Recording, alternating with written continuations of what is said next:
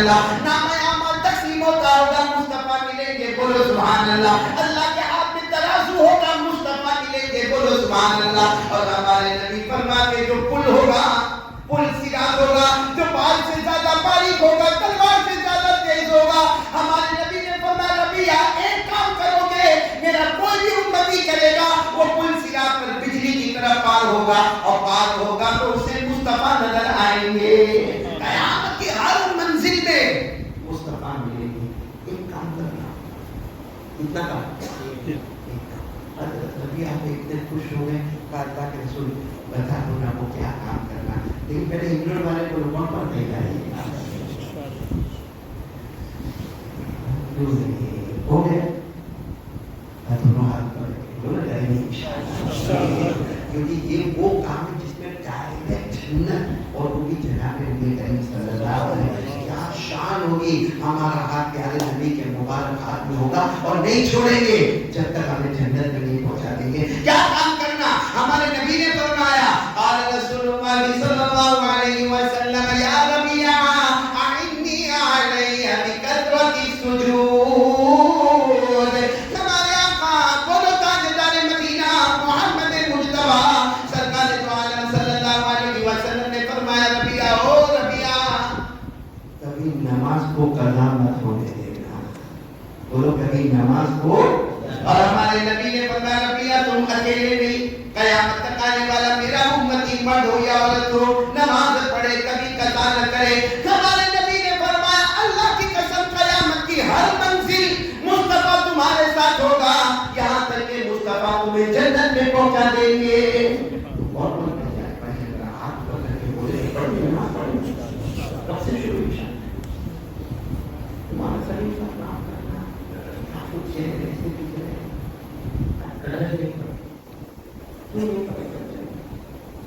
کیا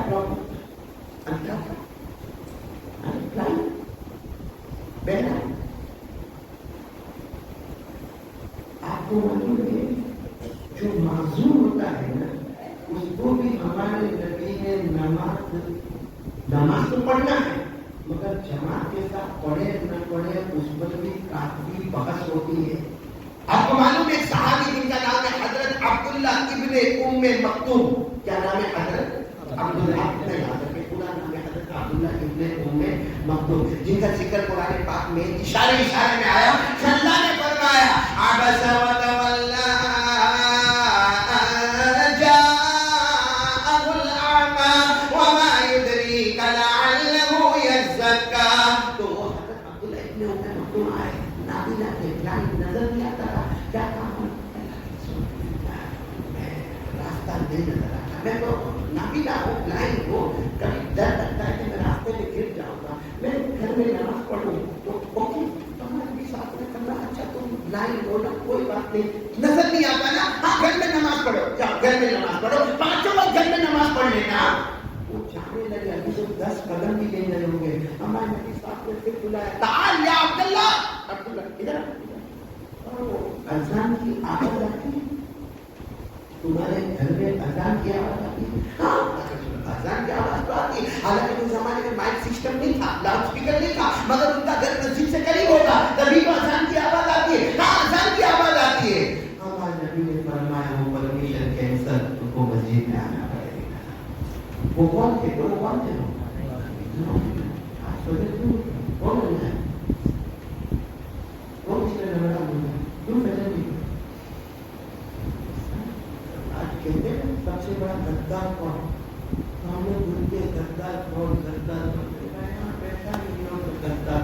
سب سے بڑا نمک حرام وہ ہے جو ماں سے غداری کیا, باپ سے غداری کیا, اور آج وہ بھی آیا جو مدینے والے محمد سے غداری کرتا ہے. ابھی وہ واقعہ پورا نہیں ہوا, واقعہ پورا کر لو گے. کون سا واقعہ حضرت ربیہ ہو گئے.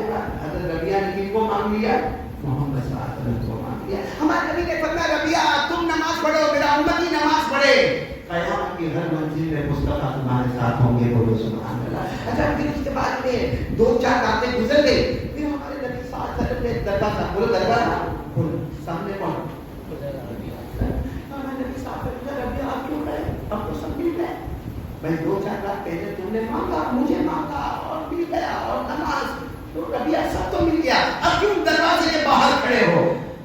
حضرت ربیہ نے فرمایا جو مانگا تھا اسی نے پڑھا ہوں، میں محمد کو کبھی چھوڑنے والا نہیں، میرے نبی سے کبھی دور ہونے والا۔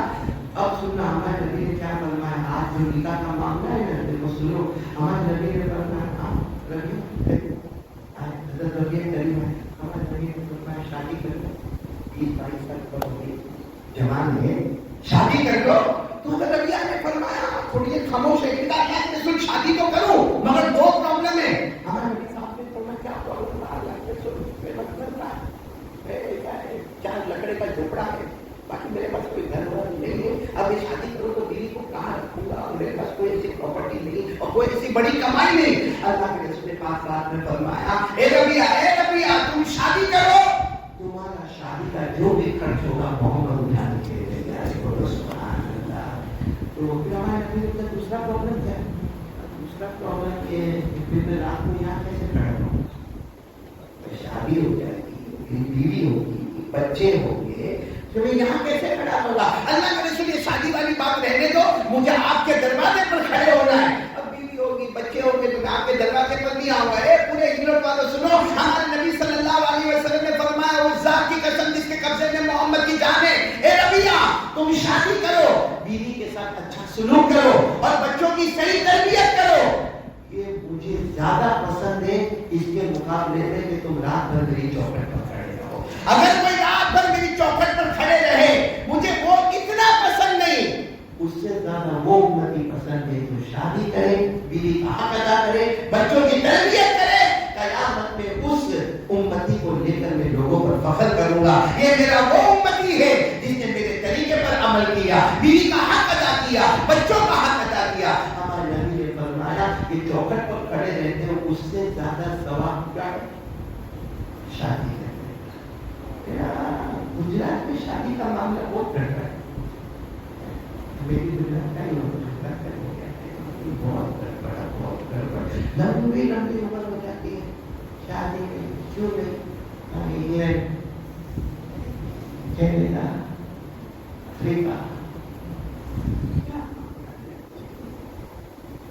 اور سب سے بڑا گناہ ہے، میرے جواب وقت بہت کم ہے، کبھی لمبا وقت ہوتا ہے، عشاء کے بعد کا وقت ہوتا ہے تو میں لمبی بات کرتا۔ کل میں نے ڈبوئی میں نے کہا میرے پیاروں اللہ کے واسطے گناہوں سے اپنے آپ کو بچاؤ، اور اب سب سے بڑا گناہ ہمارے ہاتھ میں موبائل ہے۔ جتنا گناہ موبائل پر کرتے ہیں اب ڈر لگنے لگا ہے، کیونکہ زنا ہو رہا ہے ہمارے موبائل میں، چغلی ہو رہی ہمارے موبائل میں، بلیک میل ہو رہا ہے ہمارے موبائل میں، جھوٹ بولا جاتا ہے ہمارے موبائل میں، کسی کی عزت پر حملہ کیا جاتا ہے ہمارے موبائل میں، آخری درجے کی ننگا گری ہمارے موبائل میں، ایپیسوڈ پر ایپیسوڈ ہمارے موبائل میں، ہمارے ماں کا دل ٹوٹا ہے موبائل کی وجہ سے، ہمارا باپ ہم سے ناراض ہوا ہے موبائل کی وجہ سے، ہماری بیوی کا ہم سے بھروسہ اٹھ گیا موبائل کی وجہ سے۔ اس لیے میں کہتا ہوں اللہ معاف کرے، ڈر لگتا ہے یعنی موبائل موت کے وقت کرنا تو نہیں چھوڑتا، ہم کوئی موت سے محروم نہیں کرتے، کوئی کام دھندا نہیں، نہ حافظ، نہ قاری، نہ عالم، نہ مفتی، چلو دین کا کچھ نہیں، نہ ڈاکٹر ہے، نہ لائر ہے، نہ بیرسٹر ہے، نہ وکیل ہے، نہ آرکیٹیکٹ ہے، نہ کانٹریکٹر ہے، بس پورا دن اپنے اوٹے پر پڑا ہے اور جیب میں 2 موبائل لے کر گھومتا، پورے گاؤں کا چکر لگاتا ہے۔ کیوں چکر لگاتا ہے مگر اسی کو بھی نہیں معلوم ہے کہ کیوں؟ تو بس بائک لے کر نکلے گا، وہاں جا کے وہ بریک مارے گا، وہ بال ایسے ویسے، وہ بال بھی تو کیسے کارٹون جیسے بنے ہوتے ہیں، یہاں تو بالکل بال نہیں ہے، یہ لوگ ایسا ہے، ابھی سب ٹوپی پہنے وہاں چلیں گے کیا کرتے، لیکن حقیقت میں میرے کو ٹوپی پہنا ہی نہیں، یہ علاقہ ایسا لگتا ہے یتیم پیدا ہوا ہے، یہاں بھی بال نہیں، یہ غریب لگتا ہے، اور پیچھے تو ایسے بال پہنے جیسے زکات کا ڈبہ کھا ہوا ہے، ایسے بڑے بڑے بال یوں کرتا جاتا، لوگ کہتے ہیں ایسا کارٹون ہو کے کیا سامان آ گیا مانا۔ پہلے اگر کوئی مسجد میں آئے اور اگر اس کا کپڑا تھوڑا سا پھٹا ہو تو ہم نے دیکھا وہ بیچارے یوں کر کے ہاتھ رکھ جاتے، یہاں سے کپڑا پھٹا ہے یوں ہاتھ کرے گا، یہاں پھٹا ہو تو یوں ہاتھ کرے گا، تاکہ پھٹا ہوا کپڑا اچھا نہیں لگتا ہے۔ آج باپ کا ہمارا جوان جینس پہنتا ہے اور پھٹی ہوئی جینس پہنتا ہے اور اسی کو اسٹائل سمجھتا ہے۔ چونکہ نکاح کا معاملہ ہے تو آج میں ایک بات آپ سے کہنے آ رہا ہوں. دوسری بات کیا سب ہم سائڈ پہ رکھے, وقت ختم ہونے جا رہا ہے. سب سے مبارک نکاح کون سا ہے؟ دیکھو میں بتانا چاہ رہا ہوں, ہمارے گھر میں جو جھگڑے ہوتے ہیں بہت جھگڑے ہوتے ہیں. کہاں سے جھگڑے شروع ہوتے ہیں؟ جھگڑے کی بنیاد کیا ہوتی ہے؟ میاں بیوی ہے, انڈرسٹینڈنگ ہے, اچھا سمجھ بھی رہے ہیں, لیکن یہاں سے اسکیما اور وہاں سے پروڈیوسر ہے بھائی. ایسے ایسے فتنے ہمارے گھر میں ہوتے ہیں. سیپریشن کی بات ہوتی ہے, پھر میں لڑکا الگ ہونے کی بات کرتا ہے. میں آپ کو ایک بات بتاؤں, سب سے اچھا نکاح پوری دنیا کی تاریخ میں کون سا تھا؟ اللہ کی قسم وہ نکاح تھا جس میں حضرت علی شوہر ہے اور حضرت فاطمہ بیوی ہے, اور نکاح پڑھانے والے خود محمد رسول اللہ. ایسے نکاح ہو گئے, سننا میں بہت جلدی بتا رہا ہوں. نکاح ہو گئے, حضرت رسول پاک صلی اللہ علیہ وسلم نکاح کے فوراً بعد حضرت علی کو ادھر بٹھایا, حضرت فاطمہ کو ادھر بٹھایا, اور ہمارے نبی کے آنکھوں میں آنسو تھے, اور ہر ابا کے آنکھ میں آنسو ہوتے ہیں جب وہ اپنی بچی کو الوداع کرنے والا ہوتا ہے. سب سے بڑا غم ہوتا ہے, لیکن اللہ کے رسول کے حکم پر قربان ہوتا ہے وہ ابا, کیونکہ جب اپنی بیٹی کو گھر سے روانہ کرتا نا, ہر باپ اپنی بیٹی سے جو محبت کرتا ہے, بیٹے سے اتنی محبت, اسی لیے لوگ کہتے ہیں بیٹا نعمت ہوتا ہے اور بیٹی رحمت ہوتی ہے. بیٹا کبھی ماں باپ سے الگ بھی ہو جائے گا, مگر بیٹی چھوٹے چھوٹے کے موبائل لے کر اپنے ابا کو اپنی امی کو فون کرے گی, پپا کیسے ہو, پپا کھانا کھایا کہ نہیں کھایا, تو بیٹی بہت بڑی نعمت ہوتی ہے. اور اللہ کے رسول پاک صلی اللہ علیہ وسلم اپنی لاڈلی بیٹی حضرت فاطمہ کو الوداع کر رہے ہیں, تو ہمارے نبی کی آنکھوں میں آنسو ہے. لیکن آپ کو بہت تعجب ہوگا, ہمارے نبی نے حضرت علی کو کیا کہا, اے علی, اے علی, میری بیٹی ہے فاطمہ, غلطی ہو تو معاف کر دینا, میری بیٹی نکاح ہے, غلطی ہو تو معاف کر دینا, کیونکہ میری بیٹی کو ابا کا سایہ ملا ہے, ماں کا سایہ نہیں ملا. کیونکہ میں تو تھا, میں ابا, میں تو میری بیٹی کی تربیت کیا, لیکن میری فاطمہ تو 6 سال کی تھی اور ماں کی آنکھیں بند ہو گئے, ان کو ماں کی تربیت نہیں ملی. ایک بچہ کامل ہوتا ہے جب ابا کی تربیت بھی ہو, ماں کی تربیت بھی ہو. فاطمہ کو ابا تو ملے لیکن ماں نہیں ملی. علی اگر کوئی غلطی کرے تو معاف کر دینا. آپ سچ بتاؤ, ہمارے نبی کی تربیت سے بڑھ کر کیا کرتے ہیں؟ ہمارے نبی جس پر محبت کی نظر ڈالے وہ کہاں سے کہاں پہنچ جاتا ہے. یہ تو ہمارے نبی کی لاڈلی بیٹی, لیکن ہمارے نبی نے یہ کہہ کر امت کے تمام اباؤں کو سمجھایا, کہو اپنے داماد کو کہو میری بیٹی ہے, پرورش کو کچھ غلطی ہو گئی ہوگی تو معاف کر دینا. اچھا اتنا کام, پھر ہمارے نبی اپنی بیٹی کی طرف متوجہ ہوئے, سر پہ ہاتھ رکھا, پیشانی چوما. دیکھو اب جملہ سمجھنا, پہلا جملے میں پوری دنیا رکھی, فرمایا بیٹی آج تک تو محمد کی بیٹی, اور آج تک میں محمد تو میری بیٹی, لیکن آج سے یہ نمبر 2 پہ ہو گیا. آج نمبر 1 تو علی کی بیوی, نمبر 2 تو محمد کی بیٹی صلی اللہ علیہ وسلم. اب یہ دماغ میں رکھنا کہ تو محمد کی بیٹی بعد میں ہے, علی کی بیوی. فاطمہ, فاطمہ کوئی ایسی چیز مت مانگنا جو تمہارے شوہر کے پاس نہ ہو, کیونکہ علی غریب ہے, چھوٹا سا گھر ہے. ہر وہ چیز مانگنا کہ تم کو مانو گے کہ علی لا کر دے سکتے ہیں, اپنے شوہر کو تکلیف مت دینا, کیونکہ جو شوہر کو تکلیف دیتا ہے نا, قیامت میں اس کے لیے بہت مشکل ہو جاتا ہے. اور اے بیٹی فاطمہ, اے بیٹی فاطمہ, تجھے معلوم ہے اگر کسی عورت کا انتقال ہو جائے اور شوہر یہ کہے اے اللہ میں میری بیوی سے راضی تھا, اللہ فرشتوں کو کہتے ہیں جب اس کا شوہر اس سے راضی تھا تو میں نے بھی بغیر حساب و کتاب کے جنت کا فیصلہ کر دیا ہے. یہ ہمارے نبی صاحب جن کو کہہ رہے ہیں حضرت فاطمہ کو کہہ رہے ہیں. میرے پیاروں, آج ہمارا پورا معاملہ سچ بتانا, معاف کرنا. آج ہمارے گھر میں اگر ہماری بیوی کو یہ پتا چلا کہ اس کے رشتے دار آ رہے ہیں تو سارے گھر میں کھانے کی تیاری کرنی ہوگی. ہمارے وہاں میں ہسبینڈ کے رشتے دار آ رہے ہیں تو کبھی منہ ٹیڑھا, کبھی منہ ادھر, کبھی منہ ادھر. میرے پیاروں, ہمارے نبی نے فرمایا فاطمہ علی کی بیوی نمبر 1 پہ ہے اور محمد کی بیٹی نمبر 2 پر ہے. اس لیے میرے پیاروں, ہم گھر کے بڑے ہیں, ہم گھر کے وڈیل ہیں, ہمارے بچے ہیں, ہماری بیٹیاں ہیں, ہم گھر کے بڑے اگر کچھ انڈرسٹینڈنگ رکھے, کچھ سمجھ رکھے تو انشاءاللہ ہمارے بچوں کا, ہماری بہو کا یہ نند والا معاملہ, یہ دیورانی والا معاملہ, جیٹھانی والا معاملہ سب کنٹرول میں آئے گا. اور کنٹرول میں آپ سب کو لانا ہے, ہاں وہ لانا ہے. میں گھر کا معاملہ کنٹرول میں لاؤں, ہاں بولو یا نہ بولو؟ گھر کا معاملہ کنٹرول کیسے ہے؟ کیونکہ گھر کا ایسا ہوتا ہے مانا بیٹے کو بہت سمجھا ہے مانتا ہے، کچھ لوگ بولتے ہیں بہو کو بہت سمجھا ہے مانتی نہیں، کچھ ایسا ہو مولانا میری ساس بہت ڈینجر ہے، کوئی کہتا ہے میری بیوی بہت ڈینجر ہے. میرے دوستوں ایک کام کرو، قسم اللہ کی پورا گھر عزت کا ماحول بن جائے گا. بہت تیار ہے کریں گے انشاءاللہ. میری ساتھ کو ہاتھ اوپر کر کے بولو کریں گے انشاءاللہ. ایک کام کرو میرے پیار، اور یہ صرف یہ نہیں صرف گھر کا ماحول نہیں، ہمارا کاروبار بھی اچھا ہوگا، ہم کو روزی بھی ملے گی. بلکہ میں کہتا ہوں روزی ڈھونڈنے جانے کی ضرورت نہیں پڑے گی، روزی ڈھونڈتے ڈھونڈتے ہمارے دروازے پر آ جائے گی. ہم کام ایک ہی کرنا ہے جو اللہ نے بھی فرمایا، ہمارے آقا محمد رسول اللہ صلی اللہ علیہ وسلم نے بھی فرمایا، اور وہ ہے 5 وقت کی نماز پڑھنا.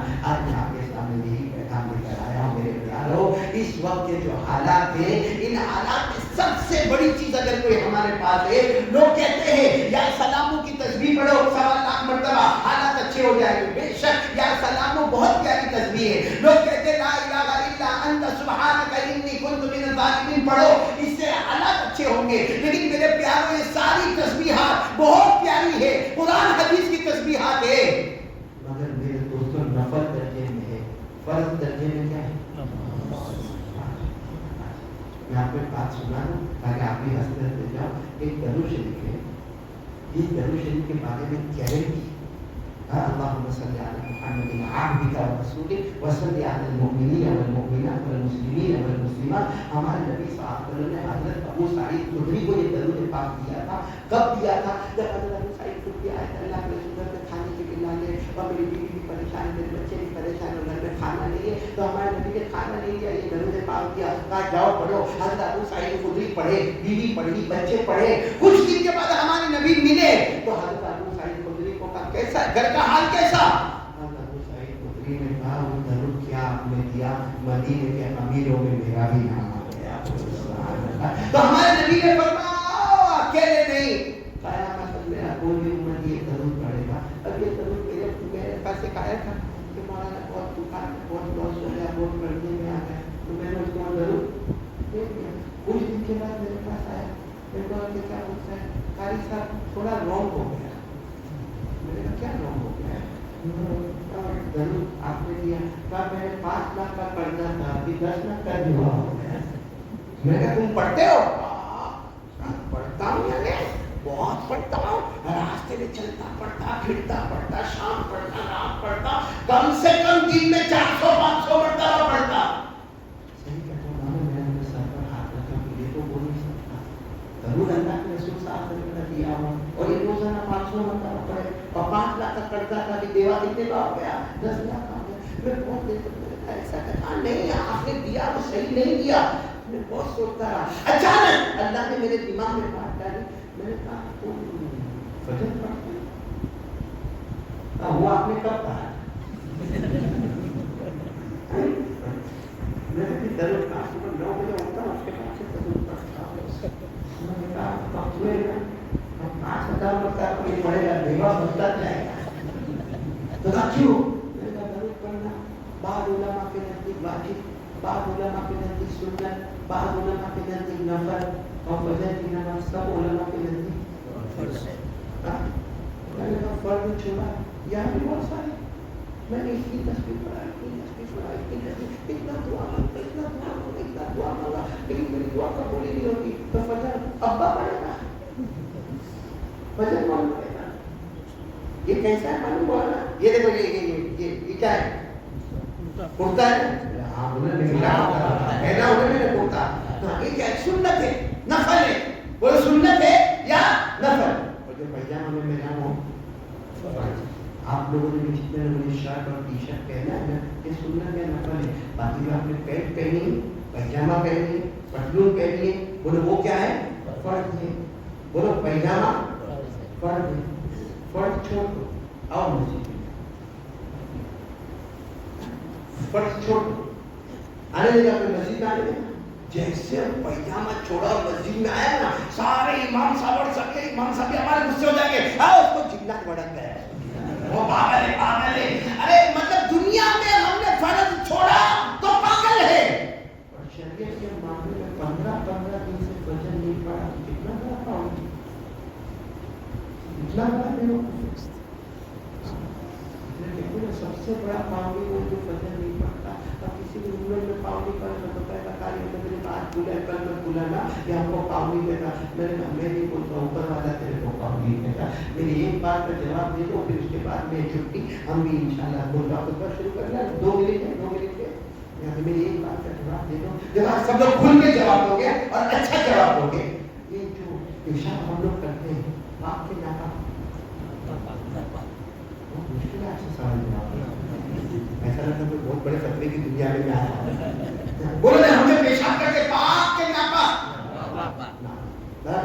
एकदम फाइनल। इसीलिए कभी कभी हम मेरे जैसा डायबिटीज वाला होता है ना, उसको डॉक्टर बोलता है और डब्बा देता है और क्या करना है उसमें पेशाब नहीं कराना। तो हम क्या करते हैं, खूबसूरत बॉटल लिखे जाए, मैं क्या डब्बा ले तो खूबसूरत बॉटल लिखे जाते। जैसे आपने देखा होगा अपना पेशाब हम उसको बोतल में रखेंगे, थैली में बांधेंगे, डॉक्टर के पास जाएंगे और डॉक्टर भी बोलेगा वो टेबल पे रख दो। बोला ऐसा लगता है कि नहीं लगता? क्यों? क्योंकि पेशाब है, नापाक है, हमको मालूम है। अपने पेशाब नापाक है, उससे हमको थोड़ी चिढ़ है, इसीलिए हम उसको क्या करते हैं, दूर दूर से काम। बोलो सही बोलो, ऐसा होता है कि नहीं होता? आप एकदम खुल के हिंदू के जवानों एकदम खुल के, सबकी बात गलत होगी लेकिन हमारे आका मोहम्मद रसूलुल्लाह सल्लल्लाहु अलैहि वसल्लम गलत नहीं होगा। हमारे नबी सल्लल्लाहु अलैहि वसल्लम ने फरमाया जब फजर का वक्त शुरू हो, कौन सा वक्त शुरू? फजर का वक्त शुरू। हमारे नबी सल्लल्लाहु अलैहि वसल्लम फरमाए फजर का वक्त शुरू हो गया, अब जाहिर बात है पूरे घर को उठना है, फजर की नमाज पढ़ना है, बाजमात पढ़ना है, हमारी मस्तूरा को अपने घर में पढ़ना है। चलो फजर का वक्त खत्म, चलो फजर का वक्त खत्म। जैसे फजर का वक्त निकलता है, हमारे नबी ने फरमाया शैतान घर में आता है और जितने घर में फजर की नमाज नहीं पढ़े, चाहे वो औरत हो, चाहे वो मर्द हो, चाहे वो हमारा बेटा हो, हमारे नबी सल्लल्लाहु अलैहि वसल्लम ने साफ फरमाया, बड़ी बड़ी हदीस की किताबों में लिखा है फजर का वक्त मुकम्मल हुआ, शैतान घर में आया और क्या करता है, इन शैतान यबूल फी उज़ुनैहि, शैतान घर में आता है और उसके दोनों कानों में पेशाब करता है। हमारे दोनों कानों में, जिसने नमाज फजर की छोड़ा है, शैतान क्या करता है, हमको अपना पेशाब वो टेबल पर ऐसा रखा, कम वक्त अपना पेशाब से भाग और शैतान का पेशाब रोज कहाँ पे। अच्छा, अब सवाल होता है कि शैतान रोजाना पेशाब करता है, तो फजर की नमाज छोड़ता है, कान में पेशाब करता है, फिर वो पेशाब जाता कहाँ है? शाह वलीउल्लाह मुहद्दिस देहलवी रहमतुल्लाह अलैहि फरमाते हैं वो पेशाब दिल की गहराई में जाता है और दिल इतना काला होता है कि अल्लाह मौत के वक्त उसको कलमा भी नसीब नहीं करता।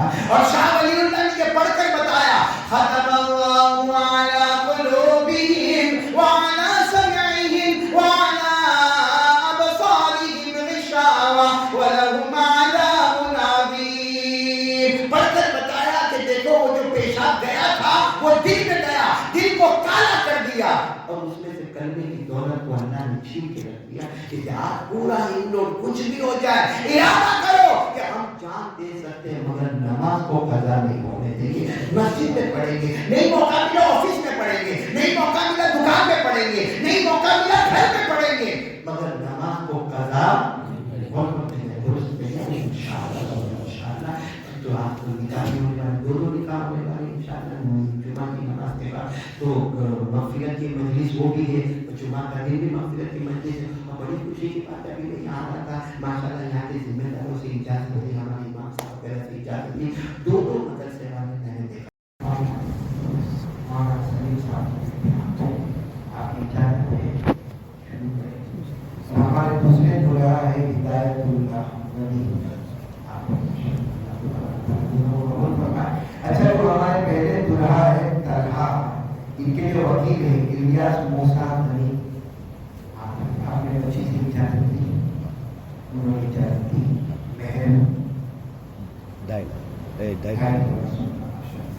और हमारे जो दूसरे निकाह है जिसके दुल्हा हिदायतुल्लाह भाई है, उनके वकील है इकबाल वली, आपने बेटी की इजाजत दी और पहले निकाले 2 गवाह, एक तो हमारे भाई मोहम्मद सलीम साहब, दूसरे अनीस भाई माशाअल्लाह, और दूसरे निकाले जो 2 गवाह है इब्राहिम पटेल,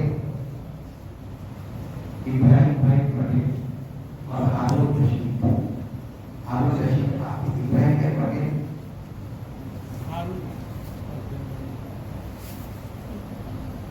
देखो सलीम साहब ये पहले दवा इब्राहिम पटेल लिखा है वो मजलिस में शायद मौजूद हूँ इसलिए हो जाए पूरा बजमान जवान हो जाए अच्छी बात नहीं है दूसरे दवा हारून रशीद भाई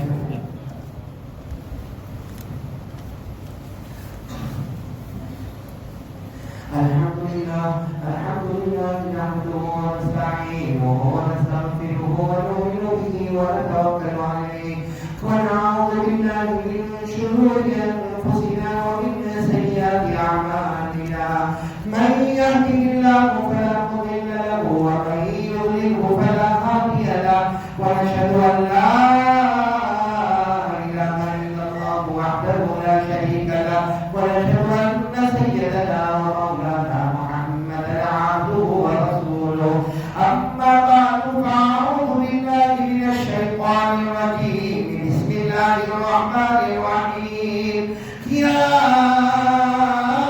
ايها الناس اتقوا ربكم الذي خلقكم من نفس واحده وخلق منها زوجها وبث منهما رجالا كثيرا ونساء واتقوا الله الذي تساءلون به والارحام ان الله كان عليكم رقيبا وقال تعالى يا ايها الذين امنوا اتقوا الله حق تقاته ولا تموتن الا وانتم مسلمون وقال تعالى يا أيها الذين آمنوا اتقوا الله وقولوا قولا سديدا يصلح لكم أعمالكم ويغفر لكم ذنوبكم ومن يطع الله ورسوله فقد فاز فوزا عظيما صدق الله مولانا العظيم قال رسول الله صلى الله عليه وسلم يا معشر الشباب من استطاع منكم الباءة فليتزوج فإنه أغض للبصر وأحسن للفرج ومن لم يستطع فعليه بالصوم فإنه له وجاء قال رسول الله صلى الله عليه وآله وسلم تزوج الولود الودود فإني أباهي بكم الأمم يوم القيامة قال رسول الله صلى الله عليه وسلم النكاح من سنتي وقال فمن رغب عن سنتي فليس مني صدق رسوله النبي الكريم ونحن على ذلك لمن الشاهدين والشاكرين والحمد لله رب العالمين हमारे प्यारे बेटे तन्हा बिन मौलाना सलीम साहब दावत बरकatuh आपने हमारे वकील इलियास मूसा नबी की वकालत से और पहले गवाह हजरत मौलाना सलीम साहब दूसरे गवाह अनीस भाई की गवाही से और इस पूरे मजमे की मौजूदगी में बेटे तन्हा आपने फहीमा बिनते इलियास मूसा नबी को ज़ौजा मनकूहा बीवी बनाकर अपने निकाह में बजीमत महर 2.5 तोला सोना आपने फहीमा बिनते इलियास को बीवी बनाकर अपने निकाह में कबूल किया जी मैं कबूल किया के मुताबिक होगा वनकाहतुहा माशाअल्लाह अल्लाह तबारक व तआला को बरकत अता फरमाए मुस्लिम दुल्हा को आयत दीजिए हमारे मुस्लिम दुल्हनियां है हिदायतुल्लाह बिन वली सकीदास आपने वकील की वकालत से और गवाहों की गवाही से और इस पूरे मजमे की मौजूदगी में आपने ज़ैनब बिनते हुसैन टेलर को बकीमत महर 10,000 रुपया नकद आपने ज़ौजा मनकूहा आसान अल्फाज में आपने ज़ैनब हुसैन टेलर को बीवी बनाकर अपने निकाह में कबूल किया तो कबीलतुहा व नकाहतुहा माशाअल्लाह अल्लाह तबारक व तआला को बरकत अता फरमाए बारकल्लाहु लकुम व जमा बैनकुम फिल खैर सब दुआ के हाथ उठाए अल्लाहुम्मा सल्ली अला सय्यिदिना मौलाना व अला सय्यिदिना मौलाना रब्बना आतिना फिद दुनिया हसनतन व फिल आखिरति हसनतन व क़िना अज़ाबन्नार या अल्लाह आज़िना अल्लाह इन दोनों का हो या अल्लाह एक दुल्हे और दुल्हन